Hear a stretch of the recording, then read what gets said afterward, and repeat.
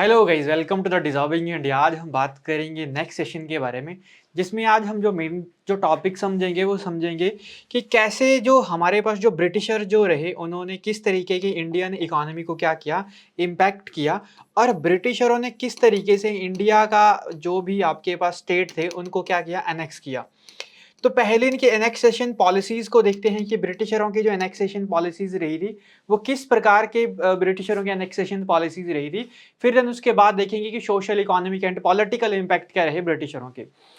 तो स्टार्ट करते हैं आज का सेशन, और सबसे पहले हम इस टॉपिक के बारे में देखते हैं कि किस तरीके से जो हमारे पास ब्रिटिशर्स थे, इन्होंने इंडिया के ऊपर क्या किया, कंट्रोल किया।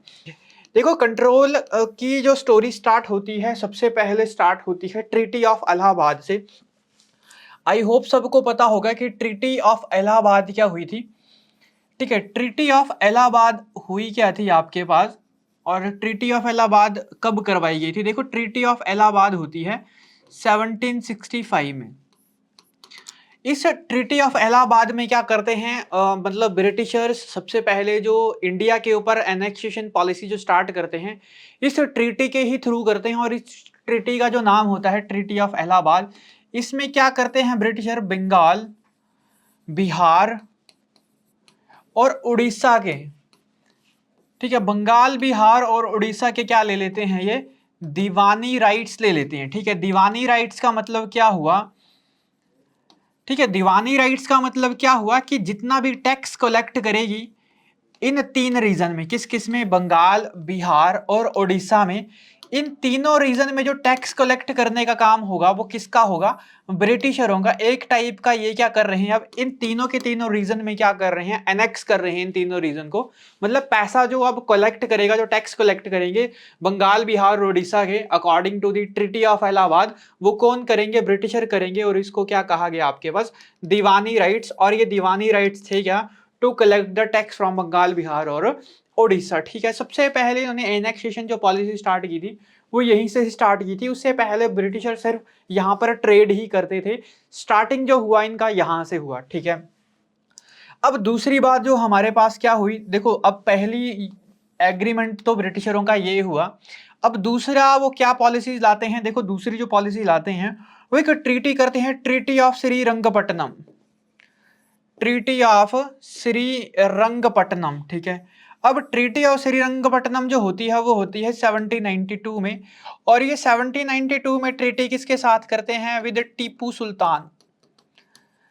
और इस टीपू सुल्तान की जो कैपिटल होती है वो होती है आपके पास श्रीरंगपट्टनम। और ये ट्रीटी करवाते हैं आफ्टर दी, आपके पास क्या होती है, थर्ड एंग्लो मैसूर जो आपके सोई है ना, थर्ड एंग्लो मैसूर जो वॉर होती है, उसी में ये क्या करवाई जाती है, ट्रीटी करवाई जाती है। और ट्रीटी किसके साथ करते हैं, ये टीपू सुल्तान के साथ करते हैं। और इसमें half of the Tipu Sultan states, ठीक है, half of the Tipu Sultan state was annexed by, ठीक है, was annexed by British officers. ठीक है, कि या ब्रिटिशर कि आधे से ज्यादा जो हमारे पास ये जो टीपू सुल्तान की जो कैपिटल थी उसके ऊपर किसका अधिकार हो जाता है, इसके ऊपर अधिकार हो जाता है ब्रिटिशरों का। ठीक है, तो टीपू सुल्तान के साथ ये ट्रीटी करते हैं। और ट्रीटी का नाम है क्या, श्रीरंगपट्टनम की ट्रीटी। इससे पहले मैंने आपको बताया ट्रीटी ऑफ इलाहाबाद, बंगाल, बिहार और उड़ीसा के दीवानी राइट्स किसको चलेंगे, ब्रिटिशर्स को चलेंगे। नेक्स्ट हमारे पास जो इनकी एनेक्सेशन पॉलिसी फिर फेमस होती है, कब फेमस होती है आपके पास, ये होती है 1798 के टाइम पे। और इस 1798 में क्या करते हैं, ये कुछ पॉलिसीज और लाते हैं। ठीक है, इस टाइम पे जो इनकी जो पॉलिसीज आती है वो एक विलियम बेंटिक करके जो होते हैं, ठीक है, एक पॉलिसी लाते हैं। इस पॉलिसी का नाम होता क्या है आपके पास, ठीक, इस पॉलिसी का जो नाम होता है वो होता है परमानेंट आपके पास सेटलमेंट। ठीक है, परमानेंट सेटलमेंट के नाम से इसको जाना जाता है। और इसको लाते हैं कॉर्नवालिस, ठीक है, लॉर्ड कॉर्नवालिस। ठीक है, इस तरीके से परमानेंट सेटलमेंट के साथ इसी को ही क्या कहा गया, जमींदारी सिस्टम के नाम से भी जाना गया। इस प्रकार से इन्होंने एक और सिस्टम लाया, रयोतवाड़ी सिस्टम लाया। ठीक है, जिसमें इन्होंने इंडिया की इकोनॉमी में इम्पैक्ट डाला और यहाँ के एग्रीकल्चर से या फार्मर से क्या लूटा, टैक्स लूटा। ठीक है, तीसरी यहाँ पे महलवाड़ी कस्टम आता है 1822 में। ठीक है, इसमें भी क्या करते हैं ये इंडियन फार्मर से टैक्स कलेक्ट करते हैं। ठीक है, तो इस तरीके से भी इन्होंने क्या किया, एक टैक्स की पॉलिसीज लाई जिसमें एक्सपेंशन किया इन्होंने अपनी एरिया का। ठीक है, जो लोग क्या नहीं कर पाते थे, जो लोग एबल नहीं होते थे टैक्स देने के लिए, वो इनकी जमीनों के ऊपर क्या कर लेते थे, अधिकार जमा लेते थे। ठीक है, उसके बाद 1846 में एक और हमारे पास जो लॉर्ड डलहौजी होते हैं, ठीक है, जो लॉर्ड डलहौजी होते हैं, ठीक है, वो भी क्या करते हैं, एक सेटलमेंट लाते हैं, एक सिस्टम लाते हैं जिनको हम कहते हैं आपके पास हड़प नीति। ठीक है, या हड़प नीति बोल दो इसको। ठीक है, हिंदी में तो उसको कहते हैं हड़प नीति, और इंग्लिश में उसको एक और नाम से जाना जाता है एनेक्सेशन पॉलिसी। ठीक है, एनेक्सेशन पॉलिसी होती है।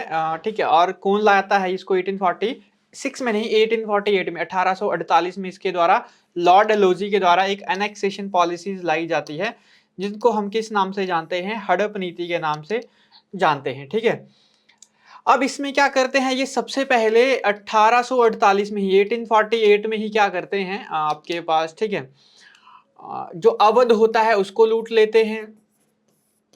उसके बाद हमारे पास एक सतारा करके एक प्लेस होता है महाराष्ट्र में, उसको लूट लेते हैं।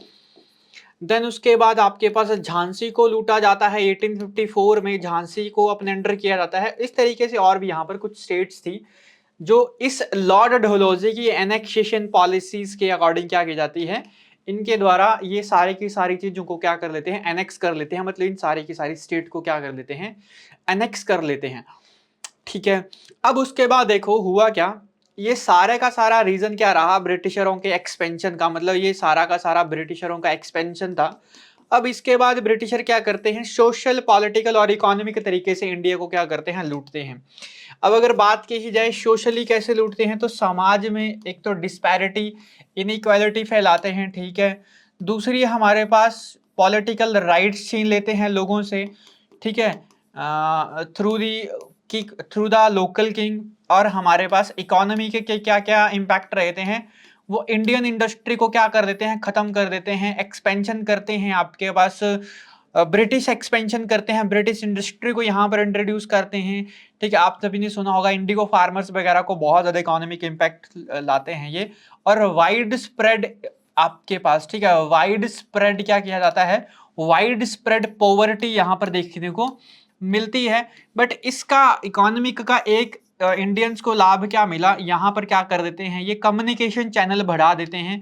ठीक है, ट्रांसपोर्टेशन में हेल्प करते हैं। बट इनिशियली इनका भी ये ट्रांसपोर्टेशन का जो मीन था, या ट्रांसपोर्टेशन लाने का जो मीन था, ठीक है, ये ब्रिटिशरों का क्या था कि जो ब्रिटिशरों की जो इंडस्ट्री है, उनके जो गुड्स हैं, उनके लिए एक एक एक एक स्थान से दूसरे स्थान के लिए, या आपके पास डिस्प्लेसमेंट के लिए वो यूज करते थे।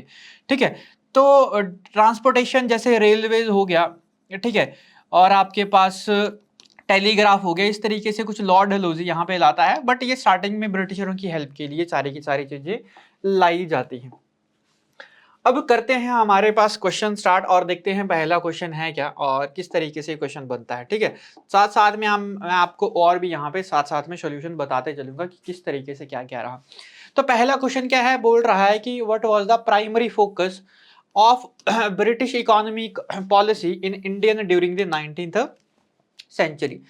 तो बोल रहा है कि प्राइमरी फोकस क्या रहा जो ब्रिटिशरों की जो इकोनॉमिक पॉलिसीज थी in India during the 19th century. तो इकोनॉमिक पॉलिसीज मैंने आपको क्या क्या बताई, कि ट्रीटी ऑफ इलाहाबाद बताई 1765 में। ठीक है, उसके बाद सब्सिडरी अलायंस आपने याद रखना है 1798 में। ठीक है, लॉर्ड डलहौजी के द्वारा सब्सिडरी अलायंस लाया गया था, पहली ये था। ठीक है, ये ट्रीटी ऑफ इलाहाबाद आपने याद रखनी है 1765 में। ठीक है, उसके बाद सब्सिडरी लाइंस आप याद रखोगे 1798 में। तीसरा उसके बाद जमींदारी, महलवाड़ी, रयोतबाड़ी, जमींदारी सिस्टम आपके पास 1798 के ही टाइम पे। कॉर्नवालिस महलवाड़ी सिस्टम जो आता है वो आता है आपके पास 1822 में। होल्ट मैकेंजी लाते हैं, रयोतबाड़ी लाया जाता है 1820 में। चार्ल्स आपके पास जो रीड होते हैं और थॉमस मुनरो के द्वारा, इनके द्वारा लाया जाता है। उसके बाद लॉर्ड डलहौजी की 1848 की पॉलिसी आपने याद रखनी है। ठीक है, जिसको हम कहते हैं एनेक्सेशन पॉलिसी के नाम से जाना जाता है, या हड़प नीति के नाम से इसको जाना जाता है। ठीक है, या एनेक्सेशन पॉलिसी या तो हड़प नीति के नाम से जानते हैं, ठीक है। तो ये सारी की सारी पॉलिसीज रही थी किसकी, ब्रिटिशरों की, अपने एम्पायर को एक्सपैंड करने के लिए। बट बोल रहा है कि इनका प्राइमरी जो फोकस था वो क्या था, तो इनका जो प्राइमरी फोकस था वो क्या था, development of Indian industry. Indian industry को डेवलप नहीं करते थे, extraction of raw material for British industry, ठीक है। तो वो क्या करते थे, रॉ मटेरियल को क्या करते थे, यूज करते थे, इंडिया के रॉ मटेरियल को यूज किया जाता था और वो अपनी फैक्ट्रीज के लिए यहाँ पर क्या करते थे, फैक्ट्री में बनाते थे। मतलब जैसे एग्रीकल्चर का रॉ प्रोडक्ट हो गया, मसाले हो गए, तो इंडिया में जो भी आपके पास माइंस होगी, इस तरीके से जो रॉ मटेरियल था उसको एक्सट्रैक्ट किया गया ब्रिटिश ऑफिशियल्स के द्वारा, उसको प्रोसेस किया गया इंडस्ट्री में। आपके पास ये सारा का सारा जितने भी हमारे पास इंडस्ट्रीज होती हैं, मतलब फैक्ट्रीज में उनको क्या किया गया, प्रोसेस किया गया और उसी को ही क्या किया गया, पूरे वर्ल्ड वाइड उसको क्या किया गया, सेल किया गया, ठीक है। मतलब ब्रिटिशरों का काम क्या था कि इंडिया से एक्सट्रैक्ट जो रॉ मटेरियल है उसको एक्सट्रैक्ट करना है, उसको प्रोसेस करना है और उसको वर्ल्ड वाइड क्या करना है, सेल करना है। उसी तरीके से जो ब्रिटिशर्स जो थे वो क्या करते थे, पैसा कमाते थे। तो इकोनॉमिक पॉलिसी जो हमारे पास इनका जो प्राइमरी फोकस था, तो प्राइमरी फोकस याद रख लेना, एक्सट्रैक्शंस थी raw material for British industry, कि यहां से इंडिया से क्या करते थे, वो रॉ मटेरियल को एक्सट्रैक्ट करते थे and process for the British official या तो फॉर द ब्रिटिश इंडस्ट्री के लिए। नेक्स्ट क्वेश्चन क्या है, which sector of Indian economy was mostly severe impacted by the British official. तो कौन सा ऐसे हमारे पास चैनल रहा या कौन सा ऐसा सेक्टर रहा जो ब्रिटिश ऑफिस जो सीवियरली इंपैक्ट हुआ ब्रिटिश की पॉलिसीज से। तो देखो, टेक्नोलॉजी तो उस टाइम पे नहीं हुई, टूरिज्म भी नहीं, फिशरीज में नहीं, ट्रेडिशनल इंडस्ट्री। देखो मैंने इनको क्या बताया, प्राइमरी फोकस क्या था ऑफ ब्रिटिश ऑफिशियल्स, ठीक है, प्राइमरी, ठीक है, primary focus of British industries कि प्राइमरी फोकस क्या था, primary focus of the British क्या था, टू एक्सट्रैक्ट दी, क्या करना, to extract the raw material from India and sell it to all over the world. कि यहां से क्या करना है, हमने रॉ मटेरियल को क्या करना है, एक्सट्रैक्ट करना है, हमने अपनी इंडस्ट्री को बूस्ट करना है और यहीं पर ब्रिटिश इंडस्ट्री में इसको प्रोसेस करेंगे और क्या करेंगे, बाहर सेल करेंगे। इंडिया के पास इतनी टेक्नोलॉजी नहीं थी कि अपने रॉ मटेरियल को यूज किया जाए या नेचुरल रिसोर्सेज को यूज किया जाए। तो नेचुरल जो रिसोर्सेज थे वो यूज किए गए ब्रिटिश ऑफिशियल्स के द्वारा और उन्हें अपनी इंडस्ट्री को प्रमोट किया और यहाँ से एक अच्छा पैसा कमा के यहाँ से वापिस गए।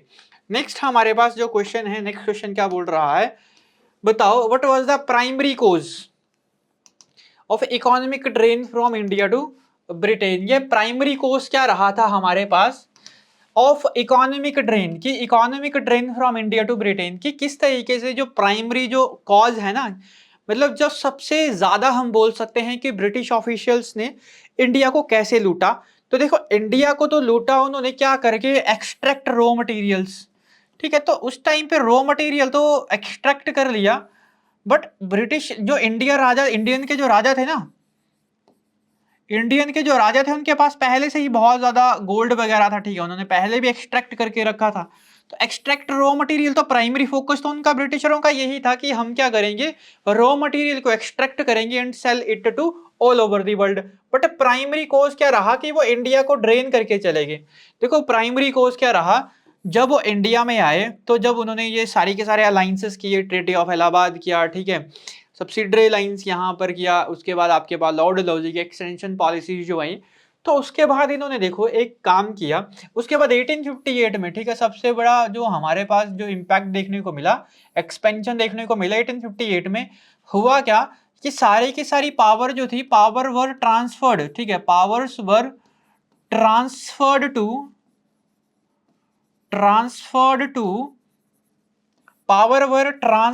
टू ब्रिटिश क्राउन, ठीक है, कि जितनी भी पावर थी वो कहां पर चलेगी, ब्रिटिश क्राउन। पहले तो इससे पहले कंपनी ही रूल कर रही थी, बट अब सारी की सारी पावर कहां पर चलेगी, ठीक, आपके पास ब्रिटिश क्राउन। मतलब अब ऑफिशियली डिक्लेयर किया गया गवर्नमेंट ऑफ इंडिया 1858 में कि अब क्या करेंगे, आपके पास कि जो ब्रिटेन की जो सरकार है वही क्या करेगी इंडिया में पूरी की पूरी गवर्नमेंट को रन करेगी, ठीक है। लॉर्ड कैनिंग यहाँ पे इंडिया के वाइसराय बनते हैं और लॉर्ड स्टैनली को सेक्रेटरी स्टेट ऑफ इंडिया बनाया जाता है, ठीक है। तो ये एक्सपेंशन पॉलिसी का एक सबसे लास्ट एंड जो यहाँ पर देखने को मिला या सबसे बड़ा जो एक्सपेंशन जो पॉलिसी देखने को मिली वो देखने को मिली गवर्नमेंट ऑफ इंडिया 1858। ठीक है। अब उसके बाद मैंने आपको क्या बताया, प्राइमरी वो फोकस करते थे एक्सट्रैक्ट रॉ मटेरियल के ऊपर, बट उनका जो मेन जो कॉज रहा वो क्या रहा, रेमिटेंस एंड गिफ्ट्स। ठीक है। अब रेमिटेंस एंड गिफ्ट का मतलब क्या हुआ, देखो रेमिटेंस एंड गिफ्ट्स क्या का मतलब हुआ, ब्रिटिश राजा ना उनको गिफ्ट्स देते थे, काफी अच्छे खासे गिफ्ट देते थे। तो मान लो कोई सोने की मूर्ति हुई या कोई भी चीज हुई, हीरे जवाहरात हुए, उनको गिफ्ट मिले, तो वो डायरेक्ट मान लो कोई एम्प्लॉय यहाँ पे ब्रिटिश ऑफिशियल या अगर यहाँ पे काम कर रहा है तो वो गिफ्ट कहाँ पर जा रहा है, डायरेक्ट उसके घर में, मतलब पूरा का पूरा पैसा कहाँ पर चला गया, ब्रिटिश इंग्लैंड में चला गया, ना कि यहाँ पे खर्च हो रहा है। अगर यहाँ पे खर्च होता तो यहाँ की इंडिया की इकोनॉमी डेवलप होती। ठीक है। बट वो सारा का सारा पैसा कहाँ पर चला गया, पूरा का पूरा गिफ्ट कहाँ पर चला गया, इंग्लैंड में चला गया। और रेमिटेंस, रेमिटेंस मतलब उनकी जो सैलरी होती थी, मान लो कोई ब्रिटिश ऑफिसर या वायसराय इंडिया में काम कर रहा है तो इंडिया के ही पैसे से उसको क्या मिलती थी, सैलरी मिलती थी। या इंडिया में जो सैनिक होते थे ब्रिटेन सरकार के, उनको जो सैलरी मिलती थी वो भी भारत के पैसे से ही मिलती थी। तो वो सैलरी सारी की सारी कहाँ पर जमा होती थी, ब्रिटेन में। जैसे आप सभी को ही पता होगा कि अभी कोई यूएस में काम कर रहा है तो उसको डॉलर मिलते हैं, और वो पूरा का पूरा डॉलर कहाँ पर आ जा रहा है, इंडिया में। तो इस प्रकार से रेमिटेंस उनको दिया जाता था, सैलरी दी जाती थी और साथ साथ में गिफ्ट दिए जाते थे। तो उसी रेमिटेंस ने और गिफ्ट ने क्या किया, स्प्रेड की, वाइड स्प्रेड पॉवर्टी है ना, स्प्रेड वाइड स्प्रेड पॉवर्टी यहां पर लाई अक्रॉस इंडिया। ठीक है। तो एक्सपोर्ट एग्रीकल्चर गुड्स यहां पे नहीं, transfer of wealth and resource to Britain, high investment in India नहीं, इन्वेस्टमेंट तो उन्होंने की, एजुकेशन रिफॉर्म नहीं, तो ट्रांसफर की उन्होंने, वेल्थ ट्रांसफर की, और रिसोर्सेज, रिसोर्सेज मतलब जो जो रॉ मटेरियल है उसको क्या किया उन्होंने, एक्सट्रैक्ट करके बाहर भेजा। ठीक है। और ये सारी की सारी वेल्थ कहाँ पर गई, ब्रिटेन गई, किसके थ्रू, रेमिटेंस और गिफ्ट्स के थ्रू, और साथ साथ में रॉ मटेरियल तो गया ही गया। नेक्स्ट क्वेश्चन क्या, what was the impact of British revenue policies on Indian peasants. ठीक है। तो किसानों के ऊपर क्या देखने को चीजें मिली, देखो किसानों के ऊपर क्या चीजें देखने को मिली, किसानों के ऊपर या एग्रीकल्चर सेक्टर के ऊपर ना तीन चीजें यहां पर देखने को मिली। देखो सबसे पहले जमींदारी पॉलिसी एग्रीकल्चर सेक्टर को ये आपके पास डिक्लाइन करती है, जमींदारी सिस्टम, या जिसको हम किस नाम से जानते हैं, परमानेंट सेटलमेंट। अब ये परमानेंट सेटलमेंट कब आता है, देखो परमानेंट सेटलमेंट जो आता है ना वो आता है आपके पास 1792 के अप्रॉक्स 1792 के अप्रॉक्स क्या आता है, जमींदारी सिस्टम यहां पर आता है। अब इसको जो इंट्रोड्यूस किया था ना वो किया था लॉर्ड कॉर्नवालिस ने, कॉर्नवालिस ने। ठीक है। अब इसको जो कॉर्नवालिस ने इंट्रोड्यूस किया था ना, इसमें क्या कहा गया था कि जो भी हमारे पास फार्मर्स होंगे वो टैक्स क्या करेंगे, देंगे किसको, जमींदार को, और जमींदार ये टैक्स कलेक्ट करेगा और किसको देगा, ब्रिटिश ऑफिशियल को, किसको देगा, ब्रिटिश ऑफिशियल को। बट इसमें एक कंडीशन थी, जो आपके पास जो जमींदार था ना वो पूरा का पूरा मालिक होता था। ठीक है। ये जमींदार ओनर होता था, ब्रिटिशरों के द्वारा इसको ओनर बना दिया गया था जमींदार को। ठीक है। जमींदार को ओनर बना दिया गया था और इनसे, इन फार्मर से क्या करता था, टैक्स को कलेक्ट करता था। साथ साथ में ये ब्रिटिशरों को एक्सप्लॉइट भी कर, सॉरी फार्मर्स को ये एक्सप्लॉइट भी करता था और बोलता था कि ज्यादा से ज्यादा अगर आपके पास कुछ जमीन है तो मेरे को दे दो, मैं आपसे क्या करूंगा, कुछ कम पैसे ले लूंगा, या हम सेटलमेंट बीच में देख लेंगे, हम ब्रिटिशरों के पास पैसा ही नहीं पहुंचाएंगे। तो इस तरीके से फार्मर्स के एग्रीकल्चर को किसके द्वारा आपके पास ले लिया गया, कैप्चर किया गया, जमींदार के द्वारा। और जो ब्रिटिशरों के जो एग्रीकल्चर या उस तरीके से ब्रिटिशरों के पास जो लैंड राइट्स थे या उनके पास जो जमीनें होती थी उनसे टैक्स कलेक्ट करने का काम तो जमींदार को दिया ही दिया। ठीक है। तो इसमें जो मेन जो आपके पास मीडिएटर होता था वो होता था जमींदार, और इसके थ्रू क्या करते थे ब्रिटिशर्स, क्या करते थे, टैक्स को कलेक्ट करते थे। That was a zamindari system, इसको कहा गया परमानेंट सेटलमेंट। और ये कहां पर प्रेवेलेंट था, prevalent in eastern part of India, Bengal, Bihar और उड़ीसा में जब दीवानी राइट्स लेते हैं तो उसके बाद यहाँ पर ये, ठीक है, यहाँ पर ये फेमस हुआ था 1792 के अराउंड अराउंड। देन उसके बाद हम बात करें जमींदारी सिस्टम के बाद महलवाड़ी सिस्टम। ठीक है। अब महलवाड़ी सिस्टम में क्या होता था, अब महलवाड़ी सिस्टम पे ना एक महलवाड़ होता था। ठीक है। अब इस महलवाड़ ये ना ये ओनर नहीं होता था, इसमें ये जमीनों का ओनर नहीं होता था महलवाड़, ठीक है। ओनर्स तो कौन होते थे, ओनर होते थे ब्रिटिशर ही, ठीक है। तो यहां से ब्रिटिशर क्या बोलते थे, ब्रिटिशर्स बोलते थे कि आप क्या करो, महलवाड़ के पास अपना टैक्स कलेक्ट दो, है ना, टैक्स कलेक्ट करो आपकी से फार्मर से, और ये टैक्स हमारे पास कहां पर दो, ब्रिटिशरों के पास दो। तो महलवाड़ी जो सिस्टम स्टार्ट हुआ वो हुआ 1820 में, और इसको जो स्टार्ट किया वो किया होल्ट मैकेंजी ने। होल्ट मैकेंजी ने क्या किया, इसको इंट्रोड्यूस किया, और Mahalwari system was prevalent in the western part of India, ठीक है। कहां पर ये फेमस था, वेस्टर्न पार्ट ऑफ इंडिया में क्या था, ये फेमस था, वेस्टर्न पार्ट ऑफ इंडिया में ये फेमस था। एक तीसरी बात और है हमारे पास जिसको हम कहते हैं रयोतवाड़ी सिस्टम। अब देखो रयोतवाड़ी सिस्टम कहां पर फेमस था, देखो रयोतवाड़ी फेमस जो सिस्टम बात था वो था साउथ इंडिया में। ये जो इंट्रोड्यूस हुआ वो हुआ 1820 में, 1820 में। और इसको जो इंट्रोड्यूस का या इंट्रोडक्शन का जो काम किया वो किया थॉमस मुनरो, थॉमस मुनरो, ठीक है, Thomas Munro and Charles Reed के द्वारा। अब इन दोनों के द्वारा जो ये इंट्रोड्यूस किया गया सिस्टम, ये भी टैक्स कलेक्शन सिस्टम था, जिसने फार्मर्स के ऊपर क्या किया, एक पॉवर्टी है, फार्मर्स को क्या किया, एक्सप्लॉइट किया, सोशली एक्सप्लॉइट करते हैं और वेल्थ भी यहां से लूटते हैं। तो थॉमस मुनरो और चार्ल्स रीड का ये जो कॉन्सेप्ट था रयोतवाड़ी में, इसमें क्या करते थे, फार्मर्स जो क्या करते थे, डायरेक्टली पेड देयर टैक्स, ठीक है, डायरेक्टली पेड देयर टैक्सेस, ठीक है, paid their taxes to British officials, ठीक है।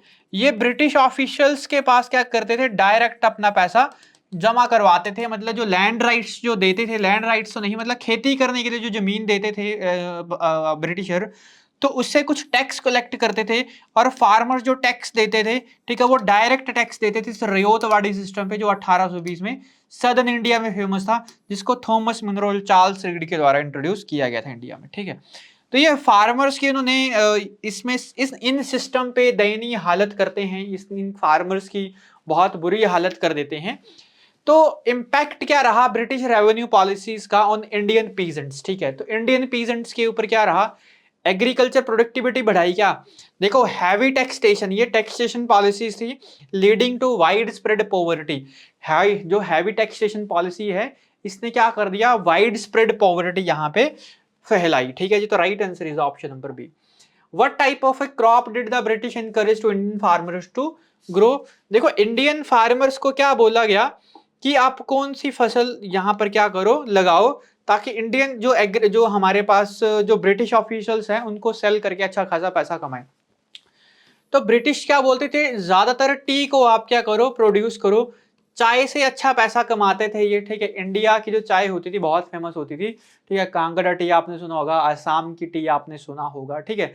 दार्जिलिंग की चाय आपने सुना होगा, अभी भी बहुत फेमस है, ठीक है। पहला जीआई टैग इंडिया में दार्जिलिंग चाय को ही मिलता है 2001 में। तो उसके मतलब बहुत ही फेमस ये टी का प्रोडक्टिविटी रही थी। और आई होप आप सभी को ही पता होगा 1833 का जो गवर्नमेंट ऑफ इंडिया एक्ट जो आता है, इसमें कहा जाता है कि जो आपके पास क्या करो, जो टी राइट्स है ना वो अपने पास ही रखो, एंड चाइना के साथ जो ट्रेड राइट है वो अपने पास ही रखो, ठीक है। इसमें क्या कहा गया था, इस गवर्नमेंट ऑफ इंडिया एक्ट 1833 में ये बातें कही गई थी। मतलब ब्रिटिश जो सरकार थी उसने कंपनी को सिर्फ यही दिया था, कंपनी को क्या दिया था, ये टी राइट्स दिए थे, और चाइना के साथ ट्रेड राइट्स दिए थे 1833 में, बाकी राइट्स को वो छीन लेती है। तो टी एक बहुत बड़ा इम्पैक्ट रहता है इंडिया में, इंडिया के फार्मर्स को यूज करने के लिए। जो इंडिया में जो टी कल्टीवेटर होते थे उनकी दयनीय हालत कर देते थे ब्रिटिशर, वहीं पर ही मतलब उसी टी के खेत में सुलाते थे, वहीं पर ही खाना दिया, ठीक है, उसके बाद वो दिन रात काम करवाते थे। तो what type of crop did British encourage Indian to farmer to grow, तो देखो टी एक ना आपके पास क्या है, एक टाइप की कैश क्रॉप है। तो कैश क्रॉप्स को बोलते थे, आप सभी ने ही सुना होगा, इंडिगो फार्मर्स की दयनीय हालत करते हैं वो, इंडिगो फार्मर्स को एक्सप्लॉइट करते हैं, ठीक है। और ये आप सभी ने ही सुना होगा, चंपारण सत्याग्रह, महात्मा गांधी जी के खिलाफ चंपारण सत्याग्रह करते हैं। और ये चंपारण सत्याग्रह कब किया जाता है, महात्मा गांधी जी का पहला सत्याग्रह होता है 1917 में, जिसमें राजकुमार शुक्ला और साथ साथ में आपके पास, ठीक है, आपके पास राजेंद्र प्रसाद क्या करते हैं, इसमें कंट्रीब्यूट करते हैं। राजेंद्र प्रसाद इसमें कंट्रीब्यूट करते हैं, चंपारण, बिहार का जो चंपारण होता है। तो what type of crops did British encourage Indian farmer to grow, तो वो बोलते थे कि आप क्या करो, कैश क्रॉप्स प्रोड्यूस करो फॉर एक्सपोर्ट, ठीक है, क्योंकि नेचुरली रिसोर्सेज को ही तो क्या करना, एक्सपोर्ट करना इनका काम था, ठीक है। नेक्स्ट हम बात करते हैं what was the primary settlement of 1793, ठीक है। तो 1793 का परमानेंट सेटलमेंट, ठीक है, वहां की डेट याद रख लेना जमींदारी की, आई थिंक मैंने आपको 1798 बता दी हुई है, ठीक है, 1798 नहीं, इसको एक बार करेक्ट कर लेना। ये जो परमानेंट सेटलमेंट है ना वो कब आया हुआ है, 1793। बाकी महलवाड़ी और रयोतवाड़ी की तो मैंने अब बताया आपको 1820 और आपके पास किसकी 1822 की, ठीक है, महलवाड़ी और रयोतवाड़ी की, ठीक है, ये महलवाड़ी की 1822 और रयोतवाड़ी की 1820 में ये टाइम है, ठीक है। ये 1792 का ना ये सब्सिडरी अलाइंस है वेलेस्ली का, लॉर्ड वेलेस्ली का, ठीक है, सब्सिडरी अलाइंस है, ठीक है, सब्सिडरी अलाइंस है ये, और किसके द्वारा लाया गया था ये सब्सिडरी अलाइंस, आपके पास विलियम बेंटिक के द्वारा इसको लाया गया था, ठीक है, विलियम बेंटिक के द्वारा इसको लाया गया था, और निजाम ऑफ हैदराबाद इसको क्या करते हैं, साइन करते हैं, निजाम ऑफ हैदराबाद इसको क्या करते हैं, साइन करते हैं, ठीक है। तो ये अलायंस याद रख लेना, विलियम बेंटिक के द्वारा 1798 में एक्सपेंशन पॉलिसीज थी ये। तो परमानेंट सेटलमेंट बोल दो या तो जमींदारी सिस्टम बोल दो, ठीक है, उसकी एक बार डेट आप सही कर लेना, ठीक है। What was the primary settlement, क्या था इसका परमानेंट सेटलमेंट का 1793 का, a system that provide tax relief to Indian farmers, नहीं, land revenue system that fixed revenue demands permanently, ठीक है। तो एक परमानेंटली डिमांड करते थे वो किसकी, टैक्स की, a law to redistribute land among farmers, नहीं, a system promoting food crops cultivation, नहीं, तो एक लैंड रेवेन्यू सिस्टम था that fixed revenue demand permanently, जिसने आपके पास फिक्स कर दी थी, रेवेन्यू फिक्स कर दिया था, ठीक है, डिमांड रेवेन्यू फिक्स डिमांड की इतना पैसा आपको मतलब देना ही देना पड़ेगा, ठीक है। तो दैट वाज परमानेंट सेटलमेंट और zamindari system introduced by the Cornwallis in 1793, ठीक है, 1793 की डेट याद रखना।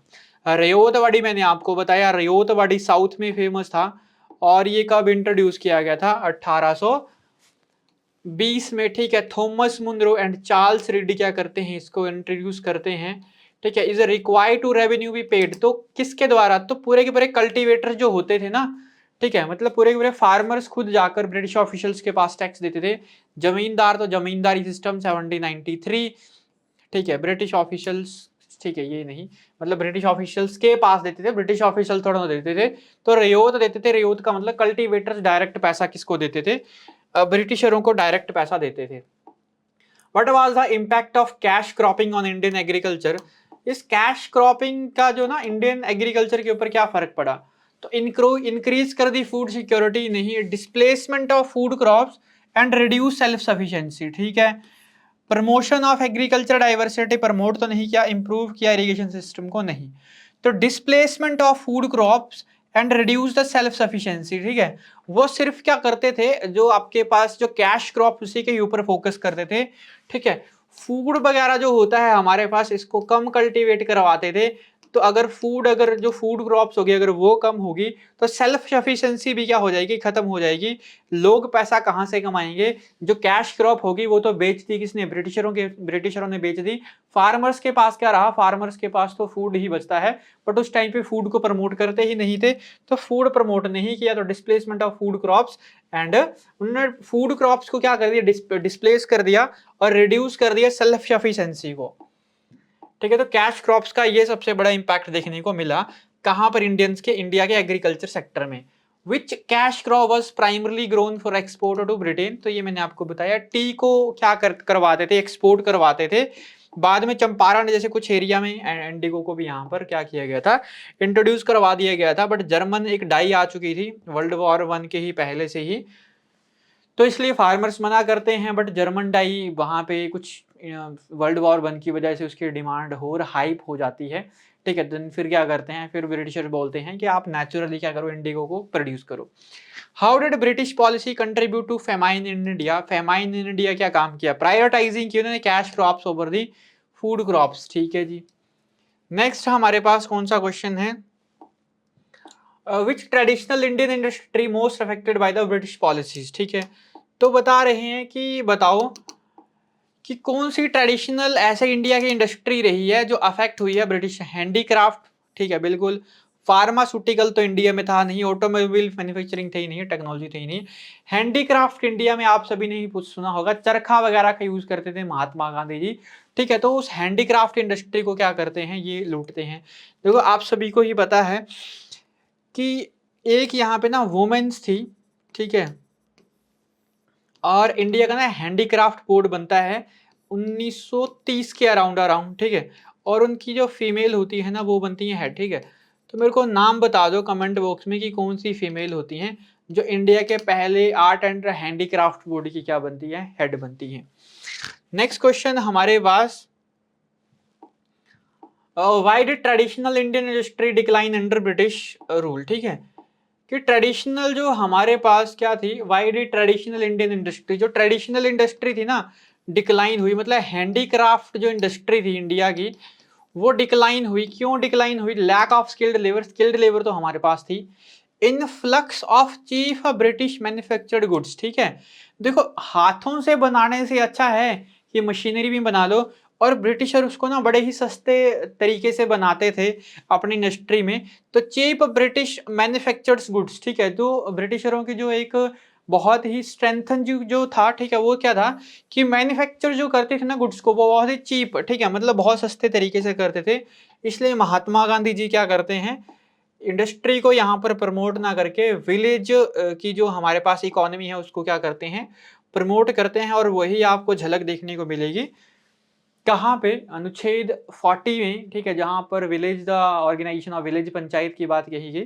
और यही बात आर्टिकल 43 में भी देखने को मिलेगी, डीपीएसपी में under the directive principle of state policy में, जहां पर कोटेज इंडस्ट्री के डेवलपमेंट की बातें कही है। नेक्स्ट है, which Indian industry was particularly famous before it's decline under the British policies, ठीक है।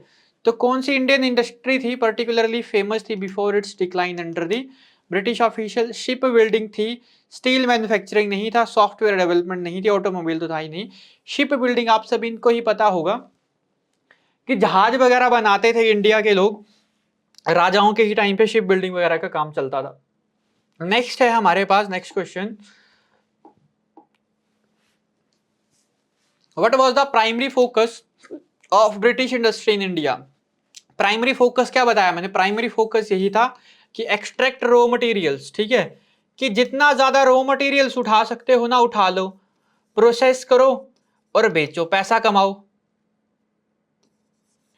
ठीक है। तो इनका जो मेन फोकस था ना वो था एक्सट्रैक्ट रॉ मटेरियल्स। और इसी रॉ मटेरियल्स को क्या करने के लिए आपके पास एक प्लेस से दूसरे प्लेस में जाने के लिए इन्होंने रेलवे स्टार्ट किया, ठीक है। रेलवे स्टार्ट करते हैं 16 अप्रैल को, ठीक है, 16 अप्रैल को लॉर्ड डलहौजी के द्वारा ये स्टार्ट किया जाता है, ठीक है। 1856 के अप्रॉक्स टेलीग्राम को यहाँ पर बनाया जाता है, ठीक है, ताकि क्या कर सकें, एक जगह से दूसरी जगह पे इंफॉर्मेशन पहुंचाई जा सके। तो इनका जो प्राइमरी फोकस जो था ना वो extracting the raw materials for export, कि एक्सपोर्ट के लिए क्या करो, रॉ मटेरियल को क्या करो, जितना जल्द ज्यादा निकाल सकते हो उसको निकालो। नेक्स्ट है, how did British economic policy stifle the growth of indigenous industry. तो किस तरीके से इन्होंने जो ब्रिटिश इकोनॉमिक पॉलिसीज थी भारत की इंडिजिनियस इंडस्ट्री को रोक के रखा, by providing subsidy, subsidy provide करते नहीं थे, by imposing high tariff in Indian products, ठीक है। अब देखो अपने लिए तो वो काम कर ही रहे थे, एक्सट्रैक्ट कर रहे थे रॉ मटेरियल को, और चीप लेबर के थ्रू क्या कर रहे थे वो, मतलब चीप जो इंडस्ट्री थी, सस्ती जो इंडस्ट्री थी, सस्ती जो हमारे पास जो उनका प्रोसेस था उसके अकॉर्डिंग वो काम कर रहे थे। बट इंडियन इंडस्ट्री को उन्होंने कैसे रोका, तो इंडियन इंडस्ट्री को उन्होंने ऐसे रोका, पहली बात तो ये हुआ उनके हैंडीक्राफ्ट जो जो था, ठीक है, आर्ट एंड हैंडीक्राफ्ट जो लोग जो हाथों से काम करते थे इसको इससे रिप्लेस कर दिया, ठीक है। और इसके ऊपर साथ साथ में क्या कर दिया, इम्पोज हाई टैरिफ्स, ठीक है। अब हाई टैरिफ्स का मतलब क्या हुआ, उन्होंने हाई टैक्सेस लगाना स्टार्ट कर दिया जो इंडियन जो प्रोडक्ट्स थे, ठीक है। तो लोग वो फिर ऐसे ही नहीं खरीदते थे क्योंकि वो ऑटोमेटिकली महंगे हो गए। तो चीपनेस की वजह से ज्यादा कौन सी इंडस्ट्री फली, तो वो फली आपके पास ब्रिटिश जो इंडस्ट्री थी। नेक्स्ट हमारे पास है कि बताओ what is meant by drain of wealth, कि ड्रेन ऑफ वेल्थ का मतलब क्या है, ठीक है। देखो ड्रेन ऑफ वेल्थ आप सभी को ही पता होगा ड्रेन थ्योरी, सबसे पहले बात करते हैं ड्रेन थ्योरी की। देखो ये ड्रेन थ्योरी होती है ना, ये दी जाती है किसके द्वारा? दादा भाई नेरोजी के द्वारा, जिनको हम grand old man of India के नाम से जानते हैं। दादा भाई नेरोजी के द्वारा ये दी जाती है। और कब दी जाती है? 1867 में। 1867 में drain theory was given by Dadabhai Naoroji, also known as the grand old man of India. तो दादा भाई नेरोजी क्या बोलते हैं कि हाउ ब्रिटिशर्स, ठीक है, ड्रेन द इंडियन वेल्थ, ठीक है। तो कैसे ये ब्रिटिशर्स क्या कर रहे हैं, इंडियन की वेल्थ को क्या कर रहे हैं, लूट रहे हैं। तो इन्होंने दो चीजें बताई, एक बताई रेमिटेंस और एक बताया साथ में क्या, मतलब चीजें तो सारी बताई बट मेन फोकस किसके ऊपर किया? रेमिटेंस एंड गिफ्ट्स के ऊपर। उन्होंने बताया कि इंडिया में जो लोग काम कर रहे हैं वो डायरेक्ट अपनी सैलरी कहाँ पे भेज रहे हैं? अपने घर परिवार में। ब्रिटेन में अपनी पैसे भेज रहे हैं, इंडिया में उस पैसे का यूज हो नहीं रहा है, यूज वो हो रहा है पैसा ब्रिटेन में।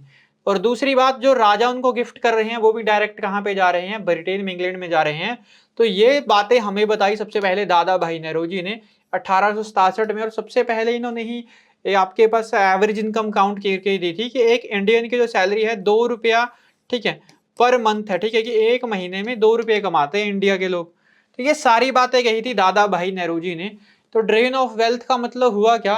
Increase investment, transfer of the wealth from India to Britain, कि कैसे ट्रांसफर किया गया क्या वेल्थ को इंडिया से, कहां पे? ब्रिटेन में। नेक्स्ट है who popularize the concept of the economic drain of India. तो किसने किया? ये किया दादा भाई नेरोजी ने, ठीक है, given the drain of wealth theory in 1867। और इसमें क्या कहा गया? हाउ ब्रिटिशर्स क्या करते हैं? How Britishers drain the Indian wealth, ठीक है, by the remittance and gift, ठीक है। तो रेमिटेंस और गिफ्ट के थ्रू यहाँ पर इंडिया की वेल्थ को ड्रेन किया गया। नेक्स्ट है हमारे पास क्वेश्चन, बोल रहा है कि which of the following contributed to the economic drain from India. तो क्या इकोनॉमिक ड्रेन में इन्होंने क्या इंपैक्ट डाला? High wages for Indian worker, remittance by British official, ठीक है। तो रेमिटेंस दी गई ब्रिटिश ऑफिशियल्स को, अपनी सैलरी कहाँ पर भेजी गई? ब्रिटेन में भेजी गई, जिसका एक बहुत बड़ा इंपैक्ट यहाँ पे देखने को मिला। नेक्स्ट है how did Indian drain impact India. India के मतलब इकोनॉमिक जो ड्रेन था वो किस तरीके से, how did economic drain impact India, India में क्या इंपैक्ट डाला? देखो इसने क्या किया, contributed to the wide spread poverty and underdevelopment, ठीक है। वाइड स्प्रेड पॉवर्टी यहाँ पर देखने को मिली ब्रिटिशरों के द्वारा जो फैलाई थी, ठीक है। Which form of the tribute exaggerated by the economic drain from India. कौन सा ऐसा which form of the tribute, which form of tribute, कि किस प्रकार की ट्रिब्यूट थी जो एग्जर्वेट करती है इकोनॉमिक ड्रेन को? तो एग्जर्वेट करती है सैलरीज टू इंडियन ऑफिसर या payment to the British crown. Payment to the British crown, जो हम ब्रिटिश क्राउन को जो पैसा देते थे, उनके जो ऑफिशियल्स को पैसा देते थे, वो डायरेक्ट कहां पर चला जाता था? रेमिटेंस के थ्रू कहां पे जाता था? आपके पास ब्रिटेन में चला जाता था।